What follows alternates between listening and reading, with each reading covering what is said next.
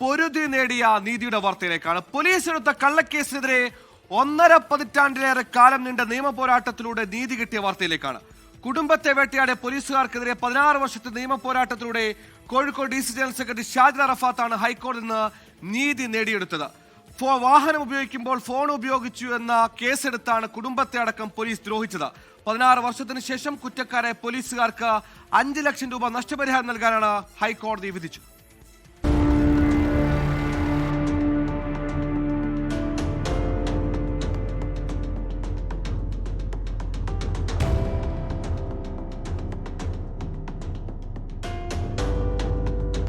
അന്ന് ഷാജിർ അറാഫത്ത് യൂത്ത് കോൺഗ്രസ് സംസ്ഥാന സെക്രട്ടറിയാണ്. സാമ്പത്തിക പ്രശ്നത്തിന്റെ പേരിൽ നൽകിയ പരാതി പിൻവലിക്കാൻ നടക്കാവ് SI ബിജു സമ്മർദ്ദം ചെലുത്തുന്നുവെന്ന് കാട്ടി ഉന്നത പോലീസ് ഉദ്യോഗസ്ഥർക്ക് പരാതി നൽകി. ഇതിന്റെ പ്രതികാരമായി വാഹനം ഓടിക്കുമ്പോൾ മൊബൈൽ ഫോൺ ഉപയോഗിച്ചെന്നാരോപിച്ച് പോലീസ് കേസെടുത്തുവെന്നാണ് ഷാജിർ പറയുന്നത്. തന്റെ കാർ ക്രെയിൻ ഉപയോഗിച്ച് ബലമായി കസ്റ്റഡിയിലെടുക്കാൻ ശ്രമിച്ചു, കുടുംബാംഗങ്ങളെ മർദ്ദിച്ചു. ഇതിനെതിരെയാണ് KK Biju, P Baburajan, MA Kabeer എന്നീ പോലീസുകാർക്കെതിരെ ഷാജിർ പരാതി നൽകിയത്. ഇനി ഒരാൾക്കും കേരളത്തിൽ ഇതുപോലെ സംഭവിക്കരുത്. അതുകൊണ്ടാണ് ഞാൻ ഈ നിയമ പോരാട്ടവുമായി മുന്നോട്ട് പോയത്. അവിടെ ഇൻ്റർനെറ്റ് കണക്ഷൻ ഇല്ലേ? അവിടെ മൊബൈൽ കണക്ഷൻ SMS അയച്ചാൽ ഡീറ്റെയിൽ കിട്ടൂലേ? ഇൻ്റർനെറ്റിൽ ചെക്ക് ചെയ്താൽ ഡീറ്റെയിൽ കിട്ടൂലേ? പിന്നെ എന്തിനാ എൻ്റെ വണ്ടി തകർക്കുക, എന്നെ ഉപദ്രവിക്കുക, എന്ത് വേണ്ടിയിട്ട് 176 IPCക്ക് വേണ്ടി എൻ്റെ വീട്ടിലേക്ക് വരുമെന്ന് എന്ത് തെളിവ് ശേഖരിക്കാനാ?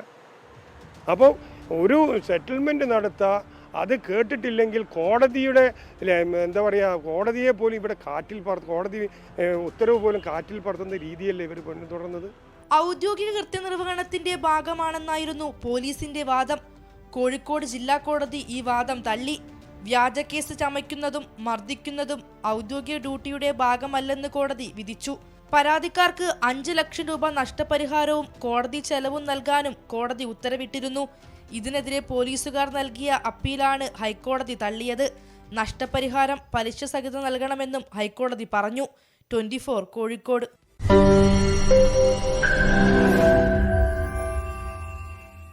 ലോകത്തെവിടെയായാലും ഏത് സമയത്തും 24 വാർത്തകളും ഓഗ്മെന്റഡ് റിയാലിറ്റി പാക്കേജുകളും എക്സ്പ്ലെയിനറുകളും വിശദമായി കാണാൻ ഞങ്ങളുടെ YouTube ചാനൽ നിങ്ങൾക്ക് സബ്സ്ക്രൈബ് ചെയ്യാം.